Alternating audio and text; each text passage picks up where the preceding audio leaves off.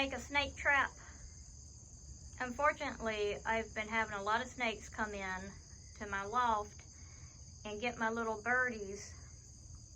Mainly they get the eggs, but they also eat the babies, and a lot of times in the process, they kill the adult birds.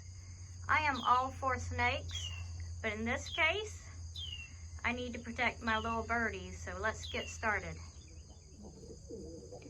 This is my dove loft, and as you can see, we have hardware cloth on the sides. Now I buried this hardware cloth 2 feet into the ground, but I'm still getting snakes in. So let me show you why. The snakes are coming in through the holes that mice make. Whenever you have livestock, you're going to have mice. So can you see these holes? We do have something down for the mice too. So we're going to put a trap over this hole. So let me show you how. First, you're going to need some Gorilla Tape, and then you're going to need some bird netting. This is the bird netting. It's also called wildlife netting. You can get this at Sal's. Try to stay local if you're not around here, and go to your local hardware store. We also are using an old 5-gallon bucket. So this is easy peasy. All you do, yeah, it's very old, y'all. Upcycle, reuse.